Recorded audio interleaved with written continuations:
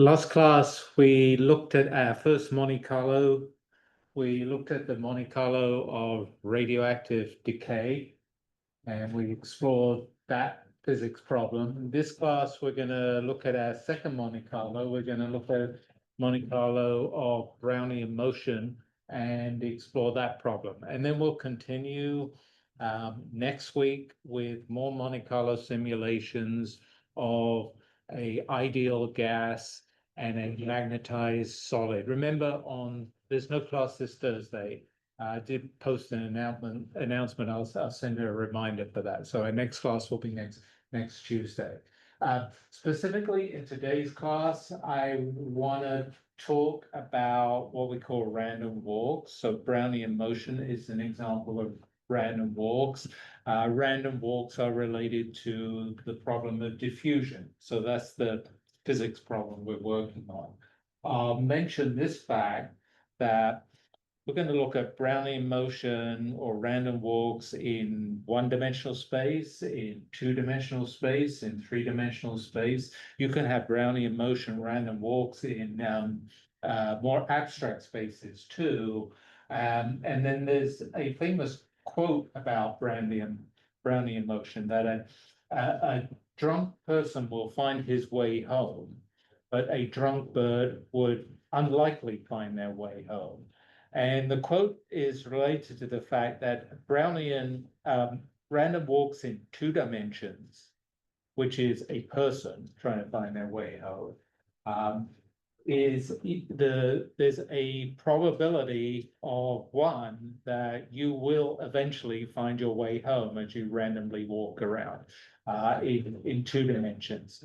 A bird, on the other hand, there is not a probability of one that you will eventually find your way home in three dimensions. So that's a feature of random walks or Brownian motions. Actually, it's a particular feature of random walks on a lattice arrangement, a one-dimensional lattice or a two-dimensional lattice or a three-dimensional lattice. In a one or a two-dimensional lattice, you will eventually find your way home. In a three-dimensional lattice or higher dimensional lattice, there's just a probability that you will eventually find your way home. It's not a certainty.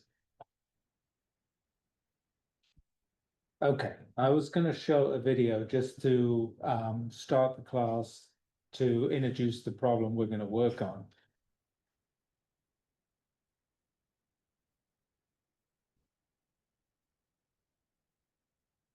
So this is going to become brighter when I start it, I hope. This is a video of the classic example of Brownian motion. So the classic example of Brownian motion and how the Brownian motion was discovered was pollen grains, which are tiny particles, on the surface of water, floating on the surface of water. And if you look at the pollen grains under a microscope on the surface of the water, they're not just sitting there on the surface of the water, but rather they're jittering around on the surface of the water. And that is Brownian motion. And you could imagine that the first discovery of that, somebody looking with a microscope, the pollen grains on the surface of water and seeing that they're moving around would have been quite surprising.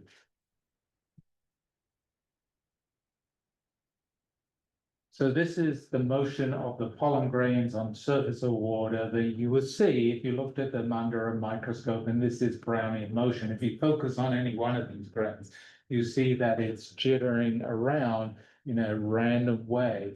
And over time, it would gradually move as we we didn't give it much time, but over time, it would gradually move. So that's Brownian motion, and each pollen grain is an example of a random walk.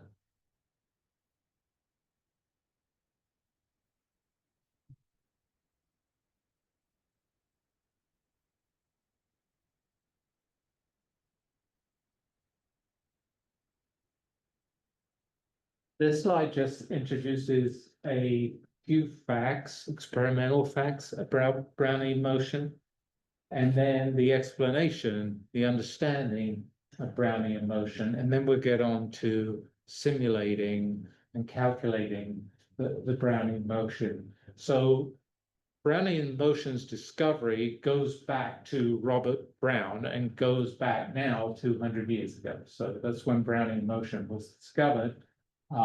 He observed for the first time, as we just observed, that pollen grains suspended on the surface of water jittering around. He observed that jittering persists indefinitely. So it's not like it dies off, the pollen grains die off and stop jittering around. The pollen grains continually jitter around at an indefinite amount of time. So that's an important observation. He also observed that the amount that they jitter, the degree that they jitter, is larger for warm water, where the temperature of the water is higher. It's lesser for cold water where the temperature of the water is lower. So it correlated the jittering, the amount of jittering correlated with the temperature of the water. He also observed that the jittering correlated with the size or the equivalently the mass of the pollen grains. So smaller pollen grains would jitter more and larger pollen grains would jitter less. So that's about a bunch of information about the Brownian motion, about how it depends on the temperature, how it depends on the size of the grains, and that it continues forever and ever. And it's not just pollen grains on the surface of water. He went on to observe that smoke particles in air exhibit Brownian motion, this jittery random motion. Coal dust on the surface of alcohol exhibits this jittery random motion. So it's a ubiquitous effect of small particles suspended in some fluid. The explanation of Brownian motion came, almost 100 years later, and is due famously to Albert Einstein. He explained the Brownian motion as being due to the small pollen grains or dust particles, their collision with actually the individual atoms and molecules of the material, the water, say, that they're suspended in. And he made a model of Brownian motion that basically consisted of some important key ingredients and verified some key ingredients. One is that matter consists of atoms and molecules.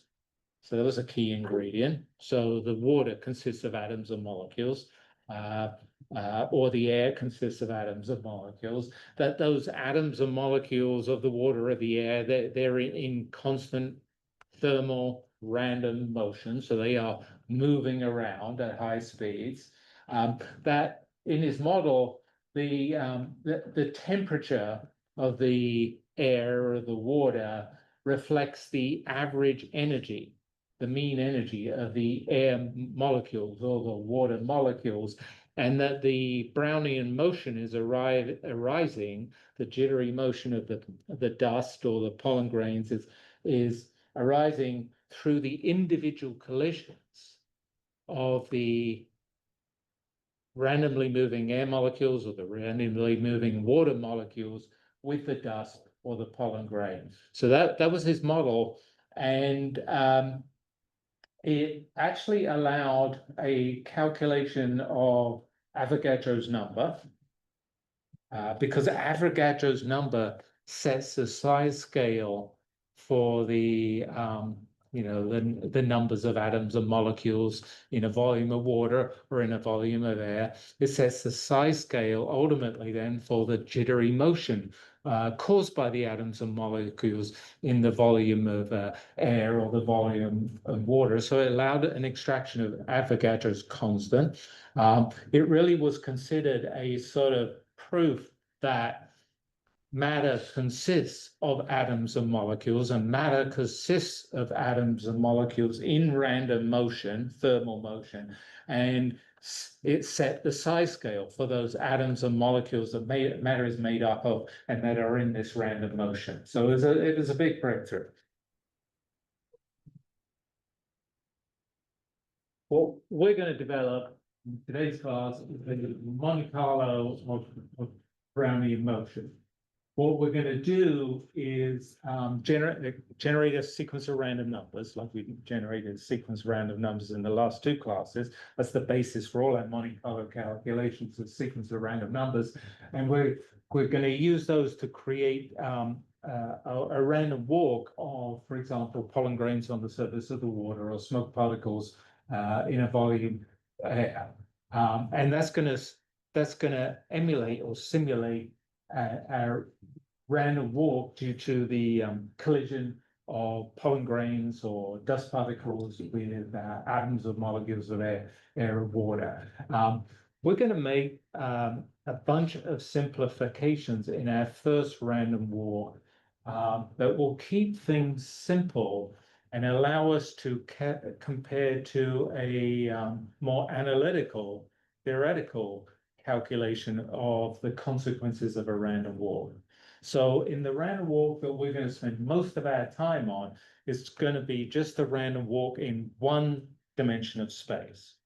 So just along a one-dimensional space. We're just going to be able to go left or right along that one-dimensional space. So not two-dimensional space on the surface of the water, not three-dimensional space in the volume of air, just a one-dimensional space. So that's going to be a simplification. Another simplification is that in our random walk, we're just going to be able to take steps of one unit in the positive direction, say towards the right, and one unit in the negative direction, say towards the left, in this one-dimensional space. So the steps that we take in our random walk in one dimension is always the same size steps. It's just a matter of whether they're to the left or the right in the positive or negative direction. So that's the second simplification. This becomes a problem that looks like coin tosses. So, if I was to take one random step to the left or right, that's like a coin toss where I would get either a head or a tail, and a head or a tail could correspond straightforwardly to whether it's a step to the left or right. If I was to take two steps, then there would be two coin tosses, and that would determine my sequence of two steps, and so on and so forth. So it exactly resembles the problem of n coin tosses are equivalent to n steps in my one-dimensional space. The reason that we're going to study that one-dimensional space of equal size steps, left or right, that resembles coin tosses of heads and tails, is that we can write down an analytical solution to the random walks in that one-dimensional space. Just to point out that random walks are a very important problem across beyond physics, right, into other fields. Not only does random walks include pollen grains in water, but in biology, for example, foraging of animals, that involves random walks as they forage. Financial status situation of a gambler, that's like a random walk. We'll see that kind of random walk. And so there's many applications from physics, biology, chemistry, finance, economics that involve random walks. There's many random walks in different dimensions, one dimension, two dimensions, three dimensions, in more abstract dimensions. Over the next week's classes, we'll meet random walks in more abstract dimensions. Okay. So I just wanted to, on this slide, the next slide, the slide after that, the next four slides, really I'm just enumerating random walks in one dimension. I'm comparing random walks in one dimension to coin flips. And we'll just enumerate the cases because that lay kind of a foundation or a code that's going to calculate random walks in one dimensions, but also higher dimensions. So, as I mentioned, flipping a coin is like a random walk. We could, if we get a head, we could take a step in the forward direction. If we get a tail, we could take a step in the negative direction. So that's the basis for our one-dimensional random walk. And we might be asking questions about the one-dimensional random walk, such as, I listed them on this slide, so I better look at them on this slide.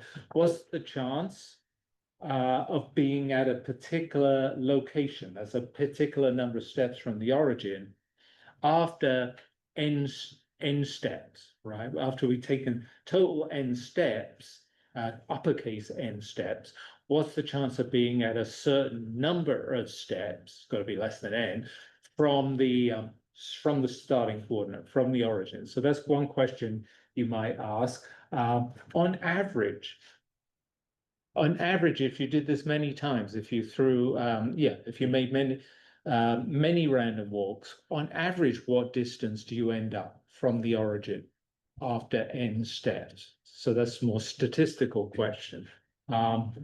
Both of these problems are what is the probability for being n steps from the origin, and what is the average displacement from the origin, are solvable by computational with a Monte Carlo, and solvable analytically with analytical distributions. So we're going to see this.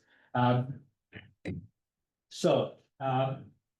introducing here in this bullet to formalize these questions, I'm introducing this function f that is going to tell us the probability, going to represent the probability of being at a coordinate position lowercase n steps from the starting point, lowercase n steps from the origin, for a walk that has been uppercase n total number of steps. So this function f subscript uppercase n is and it's a function of lowercase n. The subscript is the total number of steps. That's the uppercase n. The variable here, lowercase n, that's your position after that number of steps. And these three bullets here are just iterating, figuring that out in our heads, which is something we can do if the number of steps are just one step, or equivalent with one coin toss, two steps, which would be two coin tosses, or three steps and three coin tosses. So if I just take one step, so one coin toss, here I am at the origin, it's a 50-50 chance, it's equal probabilities that after taking that step, I'm sort of one step in the positive direction, n equals plus little n is plus one, or one step in the negative direction, little n equals minus one, with 0.5 probability, 0.5 chance of either of them. So that's f subscript one's probability distribution. All other values of little n will be zero for one coin toss. I mean, you can't be two steps away in either direction or three steps away in either direction. So we just enumerated that in our head. If we took two steps, or we throw through two coins, there's four possible outcomes of throwing two coins, right? There's two heads. There's a tail and a head, or a head and a tail. There's two tails. So if we throw two heads, then that would get us two steps in the positive direction away from the origin. If we throw two tails, that will get us two steps in the negative direction away from the origin. If we throw either a head or a tail, or a tail or a head, that gets us in the end, after the two steps, nowhere. We're back at the origin. And so there I just managed to enumerate in my head, right, the three non-zero probabilities for a probability function. This is two heads, it's one way out of four of making that, so 25%. This is two tails, one way out of four making that, it's 25%, or it could be at the origin, 50% chance, everything else is zero. You had a question? Yeah, so I'm sure you'll get to this, but when you have a case of like diffusion, like the random walks of like photons in stars, could that be modeled? Because like they're all eventually gonna radiate. Could that be like modeled as like one of the steps having a higher weighted probability, like more outwards, I guess? Yeah, so that is a famous random walk, I believe. Yeah. I'm not an astronomer. Yeah. But I believe this is a famous example of random walks, is the light getting out of the sun, the light getting out of a star. That's a three-dimensional random walk. Oh, that's true. So we could simulate that as a three-dimensional random walk. Some other features about it that would be different from this random walk are, for example, that here, say that the size of a step, and maybe I'm thinking kind of the duration of a step, they're always the same. But in a star, right, there's fluctuating sizes of steps and time between steps. There's also absorption, right? So that there's another effect. But ignoring that, this is very similar, and you could use the same modified version of this code to solve the light getting out of a star. So it's a great example. Yeah. I think it is truly a classic example of it, where it is actually really useful. Okay, so we enumerated these probability distributions, and I couldn't take it anymore after the third one, but I mentioned three coins, right? The extremes are obvious again, right? If you've got three heads, you've gone three steps in the positive direction. There's only one way of doing that out of the 8 combinations that I wrote down here. So that has a probability of 1/8. Of course, there's on the other side 3 tails. You could get that. You could get 3 steps away from the origin. The other circumstances are either going to lead you to get either just 1 step away in the positive direction or 1 step away in the negative direction. That's when you've got 2 heads and 1 tail, or 2 tails and 1 head. Doesn't matter the order that you throw those. In those cases, there are 3 ways, 3 orders of throwing them. So you get 3 times the probabilities for arriving at those locations. There's locations in between, even numbers of distance from the origin and the origin where that you can't get to after 3 steps. And obviously you can't get beyond a displacement of 3 steps in the positive or the negative direction. So that's enumerating 3 steps. Okay, so now we got the hang of that. I just wanted to point out that there's this famous triangle, Pascal's triangle, that is a way of enumerating, if you wanted to continue, right, enumerating these things. It gets harder to enumerate them in your head. But Pascal's triangle is a way of enumerating them on a sheet of paper. So Pascal's triangle is arranged here on this overhead. Basically, Pascal's triangle is as sort of seed for the triangle. This is the top row, and that's the starting point. That's when you've thrown no coins, or you've made no steps. That's your origin, and here we are at the origin. The very top row here labels where we are with respect to the origin, and we're all our drunks are at the origin, or all our random walks are starting at the origin, and so that's where we start. And then in constructing this triangle, which corresponds to the probabilities of getting to different locations after different numbers of total steps, it corresponds literally to F subscript n. The way to construct them is to, for each entry on the next line, so we're starting with this line, this is our C. On the next line, the entries on the next line are the sums of the diagonal entries above. So this one here is the sum of the numbers in this box, where there isn't, that's a 0. And the number in this box, that's a 1. So we get a 1 here. This number here in Pascal's triangle, again, we're deriving it from the line above. We're deriving it from the off diagonals, the sum of the off diagonals on the line above. There's a 1 here, there's nothing over here on the right. So this is a 1, 2. So that's how we constructed this row.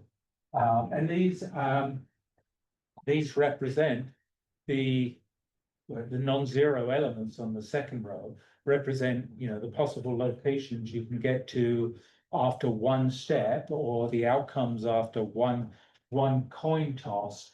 To get the probabilities, you have to divide these numbers by the sum of this row. So the sum of this row is 2. This would be 50% probability of being one step in the negative direction, 50% probability being one step in the direction towards the right.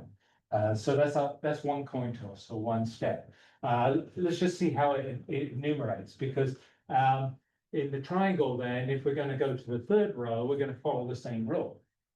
We're just going to look at the second row, and we're going to add up the sum of off diagonals for each element in the third row, or add up the sum of the off diagonals from the second row. So this 1 is 0 plus 1. We get this. This 2 is 1 plus 1.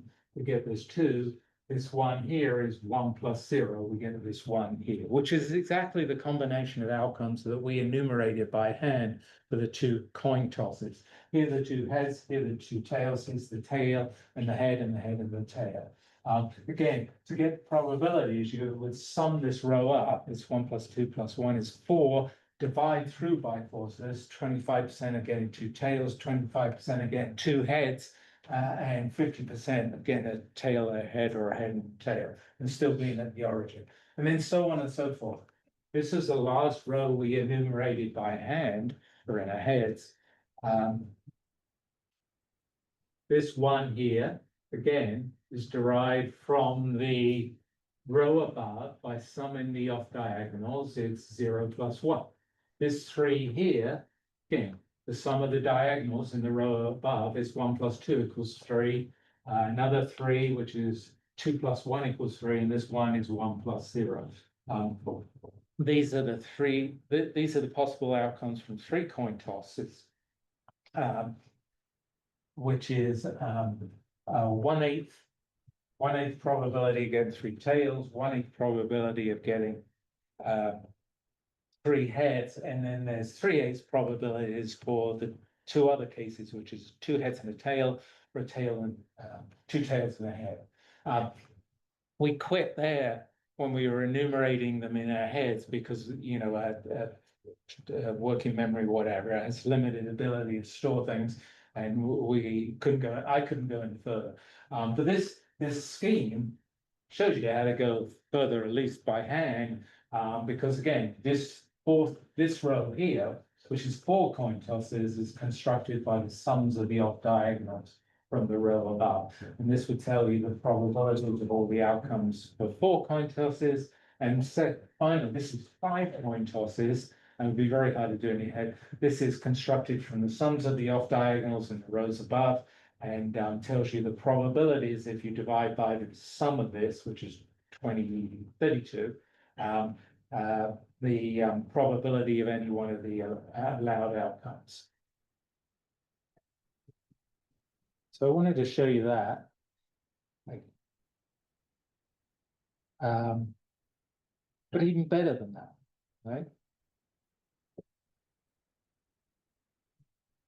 There's actually an equation for this case of coin tosses and uppercase N coin tosses, or left-right steps and uppercase N step, there's an analytical formula for the probability distribution of the outcome of N uppercase N coin tosses or uppercase N steps, and it's determined by the binomial coefficients.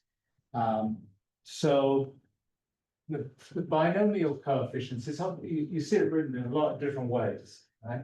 Sometimes you see it written binomial coefficient written as a little column vector with, say, an uppercase N as the upper element and the lowercase n as the lower element, or at least that's the language I've been using. So in that case, it means you had uppercase N coin tosses or uppercase N steps in total, and you're asking the question is, what is the probability of getting a certain number of heads or getting a certain number of steps to the right? That's the lowercase n. So this is how we might represent the binomial coefficients, but sometimes you see it written in other ways. You'll see C as a function of uppercase, lowercase n, or C with subscripts, uppercase n and lowercase n. So there's lots of different ways that you'll see it. This is our number of coin tosses, and this is our outcome. And these outcomes are determine the probability. This binomial coefficient determines the probabilities, the chance of these different outcomes. So this is the formula for the binomial coefficients, and it just involves factorials. It involves factorial of the number of total steps, or the number of coin tosses, divided by a product of two factorials, which are either the number of heads that you're asking the probability for and the corresponding number of tails, right? Or the number of steps to the left and the number of steps to the right. You were asking, what is the chance of those that total number of heads, or that total number of tails, or that total number of steps to the left or steps to the right, given I'm taking uppercase N total steps. So this will give you the number of combinations of getting those outcomes. So the number of combinations for getting that number of tails and that number of heads, or that number of steps to the left, or that number of steps to the right. To get the probabilities, you then have to divide by the total number of outcomes that there are, combinations there are. And that's just simply for our coin tosses or our left-right steps, 2 to the power uppercase N, which is the number of steps. Okay, so if I just took one step, there's 2 outcomes. There's two permutations of the coin tosses or the steps. If I took 2 coin tosses or 2 steps, right, there's 4 permutations of the coins that I can think of. So it's 2 squared. When we did 3 coin tosses, there's actually 8 permutations that we wrote down of the coin tosses. That's 2 to the power 3. So this is the number of combinations that give you a certain outcome. You divide this by the total number of permutations, 2 to the n, to get the probability. But anyway, this number here are the probabilities that we enumerated by hand in the first 3 rows, the probabilities that we enumerated by Pascal's triangle in these first 5 rows of 5 coin tosses, and you can calculate more with this. Okay, but here I enumerated them further. I don't think I've got anything more to say on that. I just listed all the 5 coin tosses, all the possible outcomes, and figured out the probabilities for the different outcomes. Okay, so our task then is to write a random walk Monte Carlo or one-dimensional random walk of equal size steps left or right.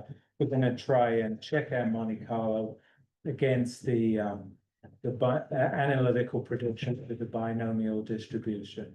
If we go beyond one-dimensional random walk and the binomial distribution, it gets much harder to check it because in general, just like in the case of say the harmonic oscillator, right? There are simple solutions that are analytically and numerically possible. So then analytical solutions or check your numerical solutions.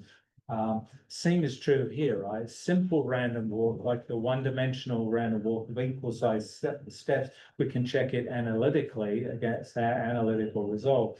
But in general, you can't solve random walks analytically. You have to solve random walks like the photons getting out of the star. You have to solve them numerically.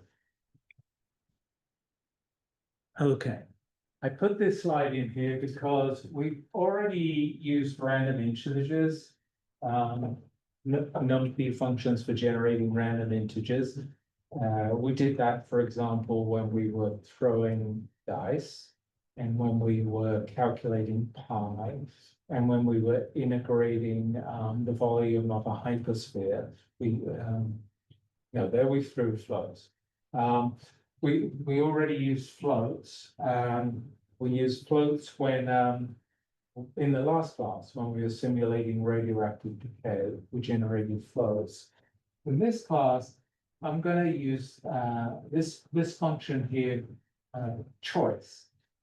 So this function choice again is sort of part of the random number sequence generator package that's in NumPy.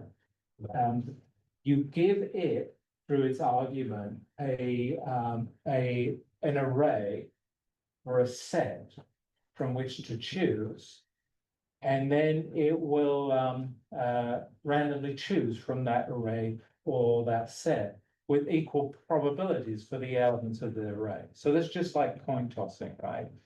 I could give it the two outcomes of a coin toss and it will just pick from them.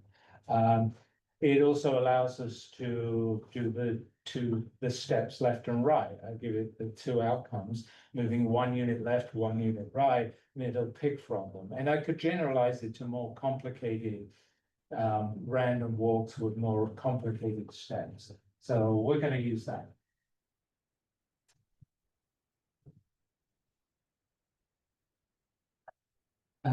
Let's go to the code.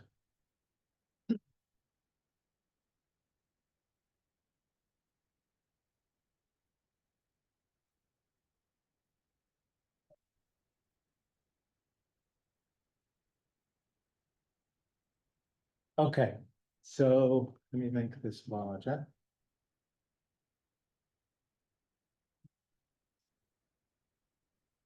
This is the code I'm going to use for my one-dimensional random walk. I'm of course using NumPy again because I'm using arrays and I'm using random numbers from NumPy. And I'm again using Matplotlib because I want to plot my results. It's one of the nice things we can do is visualize the results. I'm going to use this function map. Because there was something that I wanted that was in math that wasn't in NumPy. I actually can't now remember what it was it was binomial coefficients that was in, or at least I used from the math package rather than NumPy package. So those are the package libraries that I introduced. This was just a handy list to use in my plotting. I'm going to be plotting a lot of random walks. And I wanted to plot random walks in different colors so it could distinguish different random walks.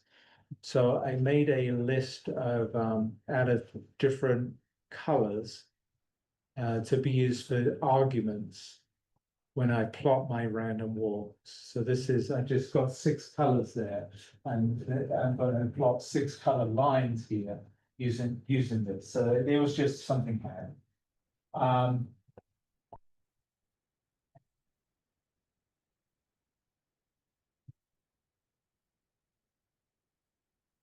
So this first cell,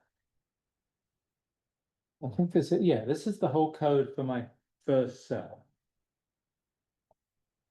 That's on the screen now. So in this cell, I'm going to generate a random walk of a particle. Actually, I'm going to generate many random walks of many particles, where the number of particles that I'm going to generate the random walks for is n particle here. So right now set to 6, because I had 6 colors, that's why I set it to 6. And the number of steps that I'm going to generate the random walks for is, I'm going to do it for 1,000 steps. So we've kind of suddenly taken a big leap, right? When we were enumerating by hand, with Pascal's triangle, or with factorials and binomial coefficients, we were enumerating 1, 2, 3, 4, 5 coin tosses. Now I'm talking about equivalent of 1,000 coin tosses.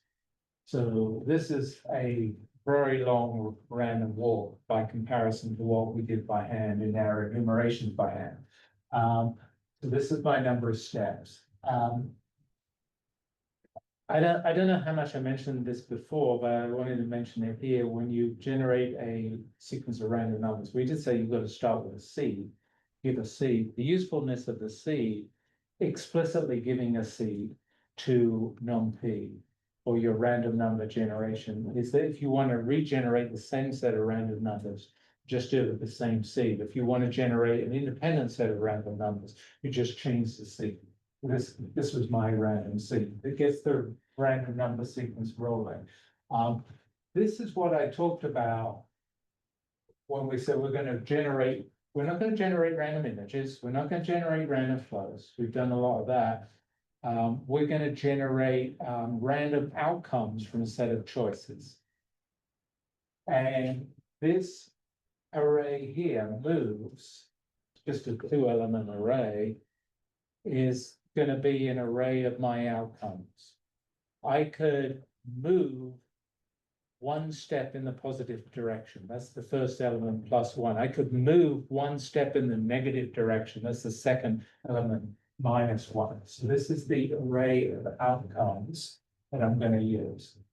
I'm going to record the paths of my particles, store them up, and then plot them.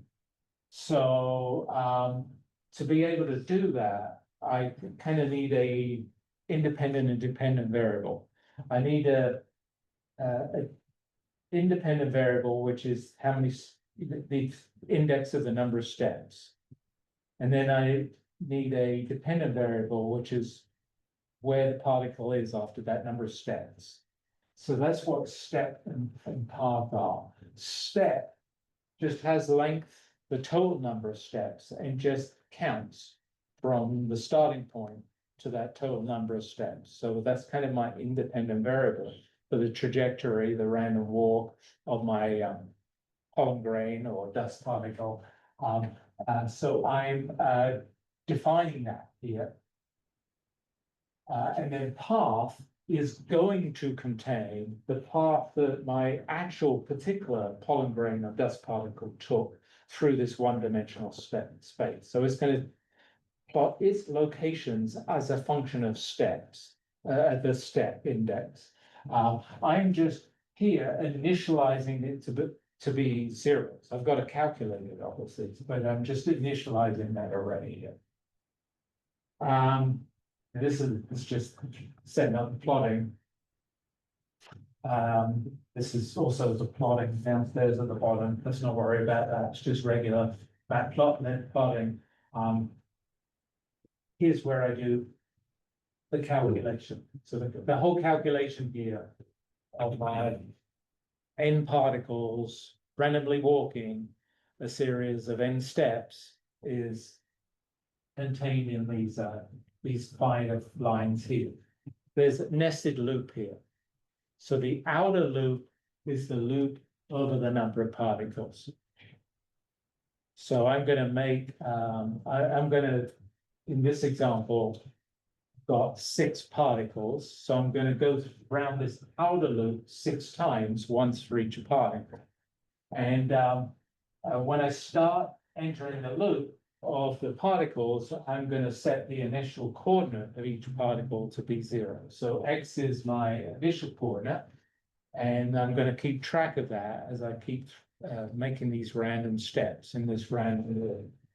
So here we are, we've launched with particle 0, say, and now we're going to go and calculate this random walk in this interior loop here. So now this is a loop over the number of steps rather than over the number of particles. IP was the index representing which particle it was. IX is the index representing which step it is. So I get in the step loop, the loop over the number of steps. And what do? I generate, and the first thing I do is generate an outcome from my possible outcomes that are in my array moves. So I use choice, that function I mentioned, random choice, to pick one of the outcomes at random from the possible outcomes that are stored in moves. But there's only 2 outcomes that are stored in moves, +1 and -1. So it's just going to pick one of these. So this is going to change the X coordinate. We started at the origin. It's now going to change it by, you know, an amount +1 or -1, depending on the the random number generator. So this is my move here, and then so at that point I'll be at a new position, and I'm going to record my new position in this path array. Remember, we initialized it upstairs here. I'm going to record my new position, my path array. So the first time yeah, so that's what's happening. And then I keep going around this loop. You know, I'm going to go around this loop 1,000 times, recording the 1,000 steps of my particular particle as it walks through that loop. Then I'll go back to the next particle, and same thing again. So let's run that.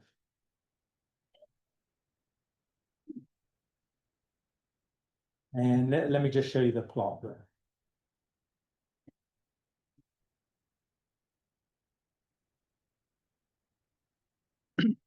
Yes. Yes, like some sort of plugin for that thing that's colors. Like it's Do I have? like some sort of plugin or something, because the colors isn't working. Oh, it isn't working for me? Yeah. Well, to be honest with you, so I didn't change this at all this way. This is just picking. So colors is an array of, it's a list of strings, yeah? Yeah. And in my argument here, I'm just picking one element in that list. So I think it should, you know, and it's just passing that one element, like I would pass a normal color. You define. Yeah, I defined it right at the top. Yeah, that's what I was saying up. The problem, I described this before you knew how I was using it. Okay. Yeah. I will do that.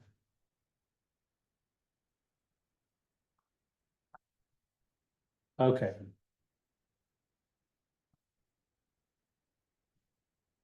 So horizontal axis is that I call it the independent variable, the step index. For 1,000, it goes to 1,000 because that's the total number of steps.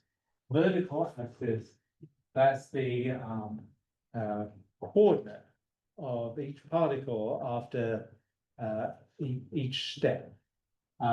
A particular color on here, as we were just discussing, represents each of my 6 colors, each of my 6 particles.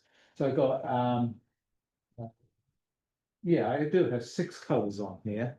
I generated 6 particles, and you can see that they represent the random walks of the 6 particles. So they're starting from the origin, and then they're randomly walking away from the origin. And you know, some of them go up for a bit in the head's direction or the positive direction, some down for a bit in the tails or the negative direction, and then you randomly walk around. And these are just illustrations or visualizations of random walks. Of course, each little step, they can only move either 1 unit in the positive or 1 unit in the negative direction from the prior coordinate. So their next coordinate is highly correlated with their prior coordinate. And then, so that's how they randomly move around. Let me make a comment here about gambling and why casinos make money. Right? When the casinos make money because they have a bigger financial reserve than any of us would have, right? When you go in a casino, after you lose a certain amount of money, you're out, right? Casinos have enough money that they have a big reserve, so they're not going to get knocked out. So this shows you how the casinos make their money, because once you start gambling, you might be making money or losing money. But supposing all our gamblers had a reserve of -10, right? Well, in this random walk, sooner or later, I haven't plotted it for all of them, sooner or later, every one of them will fall below -10. And when they fall below -10, they're out. So that's kind of called gambler's ruin, that you will inevitably visit all the points on here. If there's a negative value which knocks you out of the game, then sooner or later you will meet that negative value and you're going to be knocked out on a one-dimensional random walk. So you see, you know, if your reserve was 10, right? You couldn't go below -10, then green's out of the game here. Magenta's out of the game here. Blue, light blue is out here. Dark blue is out here. And well, so far we've got orange and yellow surviving, but if I do 2,000 or 3,000 or 10,000, sooner or later they're going to go. So that's gambler's ruin.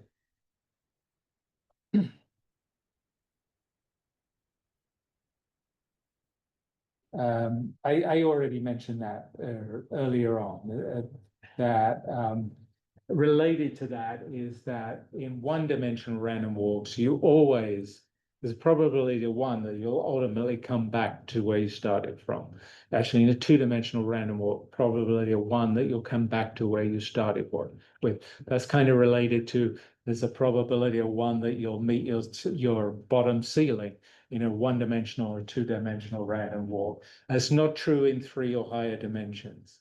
So there's a chance in 3 or higher dimensions that you won't find your way back to the origin. Okay, I redid that calculation. So this code here in this cell is the exact copy of the code in the prior cell, except I've just run more particles. And I've already run it only because, not trying to hide anything, that it takes a long time to run, you know, 100 particles, 1,000 steps, and plot it. The plotting can take a long time. But this illustrates something and might start us thinking about a relationship of random walks to something. And it's the relationship of random walks to something called diffusion. So if you look at this plot where we've now got 100 particles. So I've used the same colors again for plotting them, but there's now many particles with the same colors. You see these 100 particles starting at the origin, and then with numbers of steps, or maybe you could imagine with evolving time, they start to spread out away from the origin. This looks like exactly like diffusion, and this is diffusion. Diffusion is a kind of collection of many random walks. It's kind of a like continuous limit of random walks. So what you're seeing here is like as if you've got some one-dimensional fluid or one-dimensional surface, right? You put a little dye at the origin of that one-dimensional fluid or that one-dimensional line. That little dye represents a very high concentration of little dye particles, little dye molecules at time zero located at the origin. Diffusion says with time, they're going to spread out, they're going to diffuse out. And see, this is what you see, the diffusion of the particles away from the starting location and spreading out above and below the starting location here. And so random walks and diffusion processes are related to one another. Diffusion is really a continuum limit of individual random walk or collection of random walks.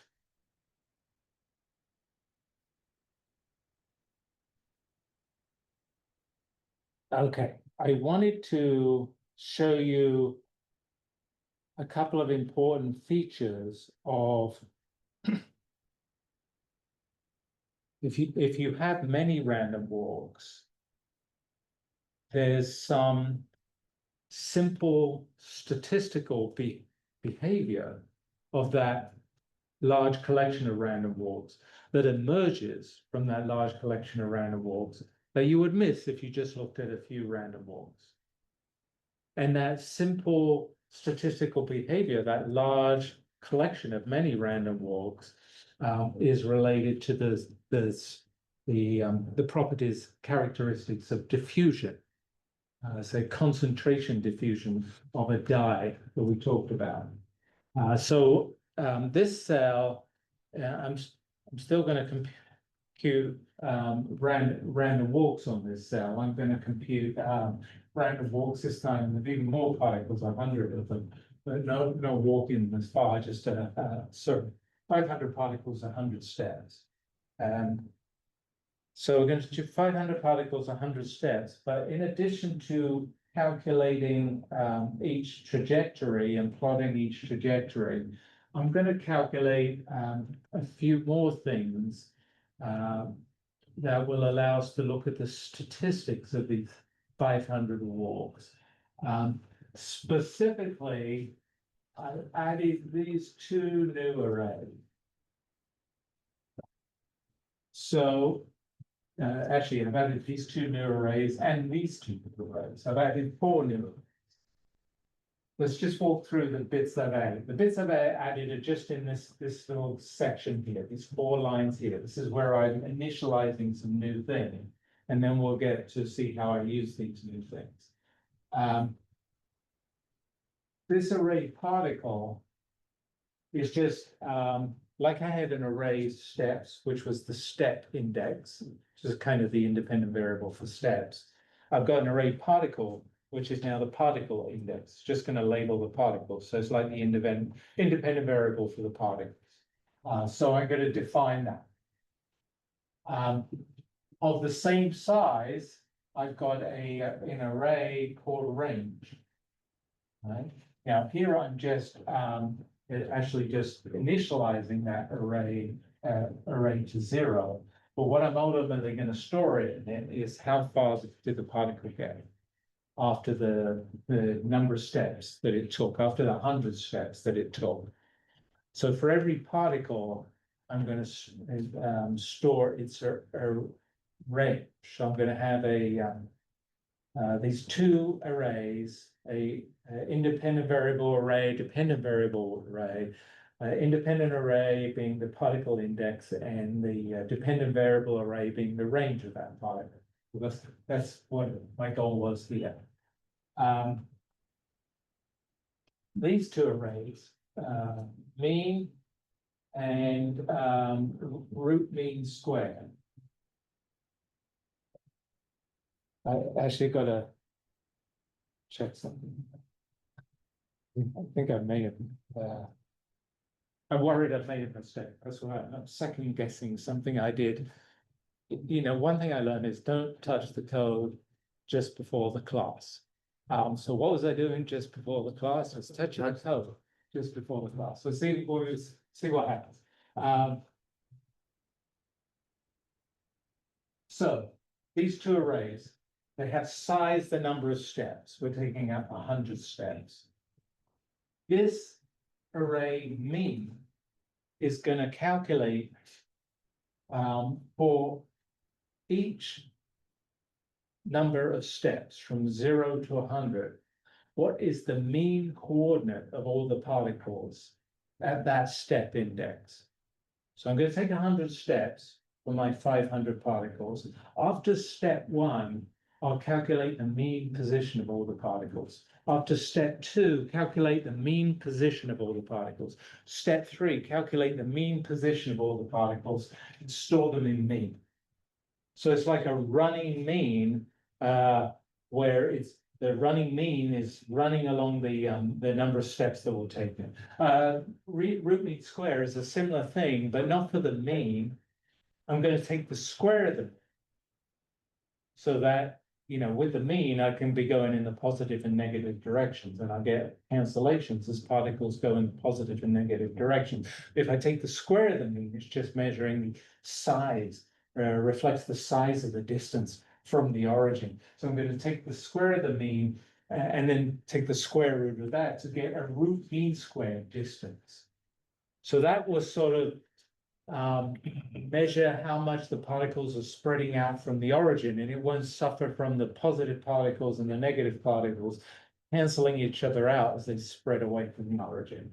This is also going to track that root mean square as a function of my how many steps I've taken. So I'm going to calculate it after 1 step, after 2 steps, 3 steps, so on and so forth for the 100 steps. Okay. So those were the new arrays that I've introduced. Let's go to the nested for loops. That's this section here. This is the nested for loops. So I also changed this a little bit. This is a loop over particles. That's exactly the same. This is a loop over steps. That's exactly the same. This is initializing the starting location. That's the same. This is picking choices of whether I'm stepping left or right, or positive and negative directions. That's exactly the same. I'm also recording the path here. What's new is I added the mean and the root mean square calculation in this loop.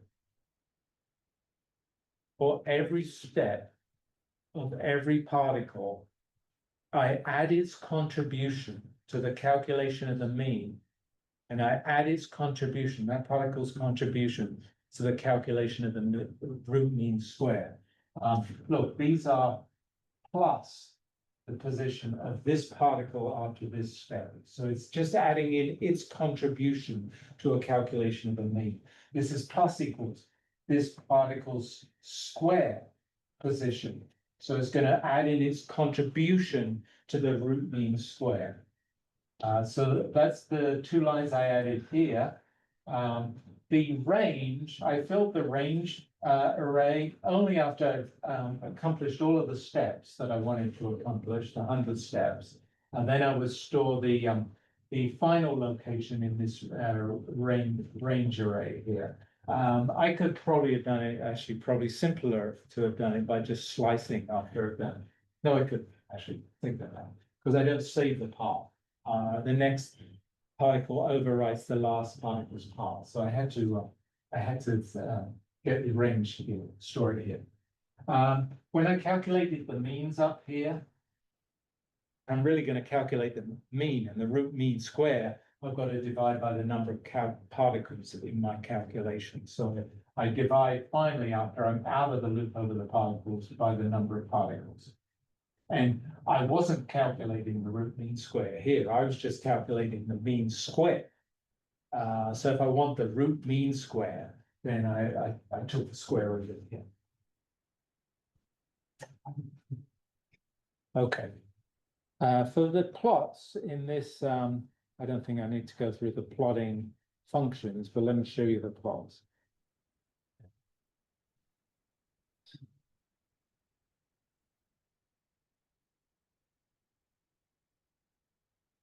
These are the plots that I made from all that work. Do you mind if because I am extremely anxious about what I did to the code.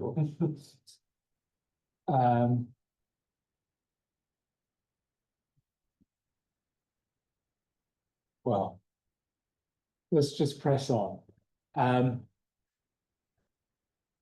This horizontal axis is the number of steps on top plot and bottom plot. This vertical axis is either the mean of all the particles, the 500 particles, as a function of the step index, or it's in this lower part, it's the mean square. In the upper plot, it's the square root of the mean square. It's one of those two things. So specifically, you can see in the legend here that the greens are the mean position of the 500 particles after a certain number of steps. And in magenta is either the mean square position of the particles or the root mean square position of the particles, depending on whether it's the bottom plot or the top plot. So what information does this tell us? Well, if you let's start looking at the means.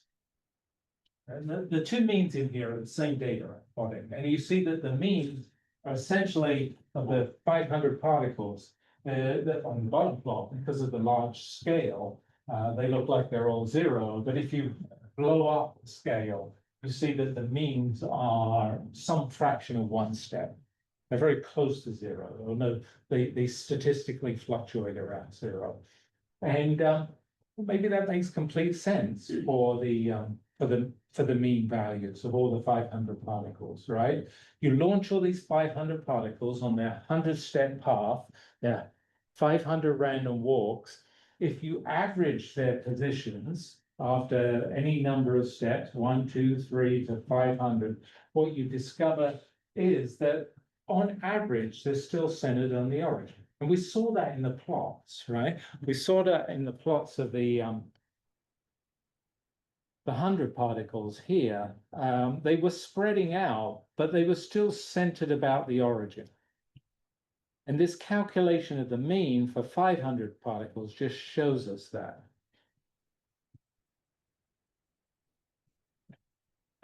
However,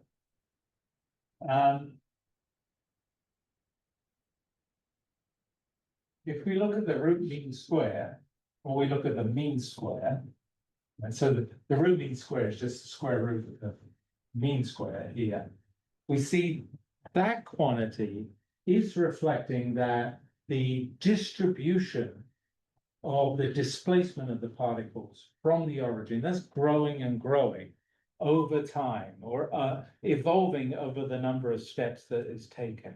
And specifically, we're seeing exactly how it grows on these plots, right? The mean square is growing in proportion to the number of steps taken. Look, it's a little bit noisy, but this looks like a straight line. It looks like a straight line of slope 1. So the mean square displacement of the average mean square displacement of the particles from the origin is equal to the number of steps taken. That's a very simple result for our random walks. Tells us how fast they diffuse away from the origin. And it's also a theoretical result in the kind of this continuum limit of diffusion equations, diffusion theory. So we're seeing exactly how now by the simulation, how the particles diffuse away from the origin. Their root mean square distance is from the origin is equal to the number of steps they take. That means that I said root mean square. I mean, the mean square distance is proportional to the number of steps that they take. That means that the root mean square has this sort of curvature to it because it's the square root of something that's increasing linearly. And that's kind of the shape of the envelope of the particles as they diffused outwards from the origin.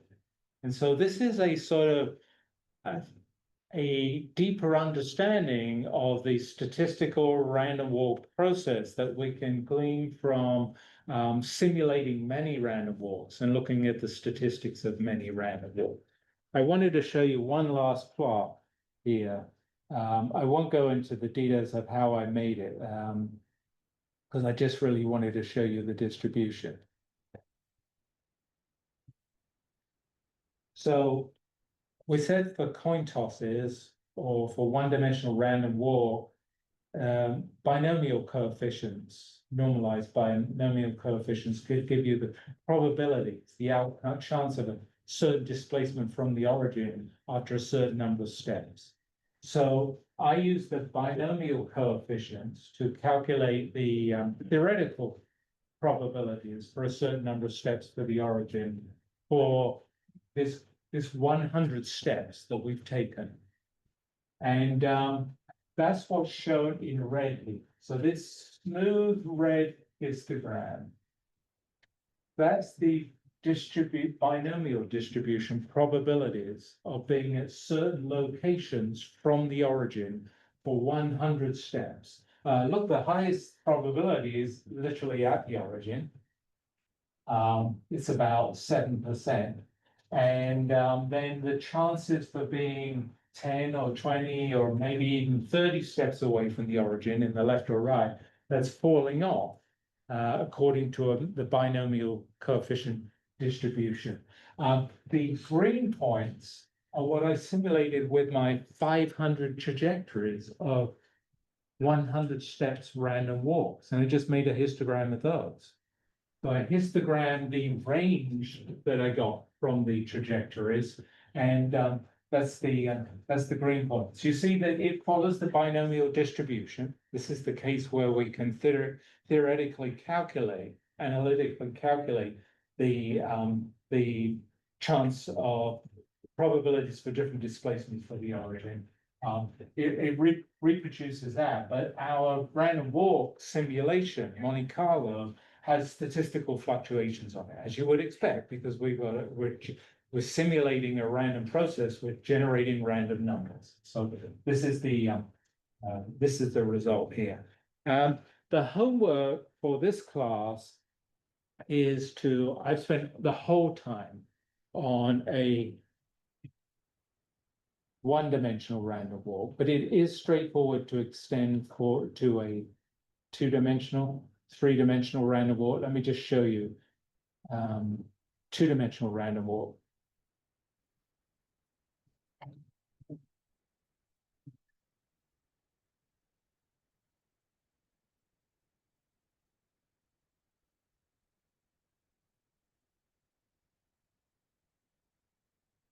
Just to plot it and pick a small number of particles. Let's pick 6. So this is exactly the same code as I used for the one-dimensional random walk with a small modifications. I choose a step in X and Y rather than just X when I move the particles. And I record the paths in X and Y when I want to traject, when I record the trajectories. But other than that, this is the same code. And this generates random walks that are now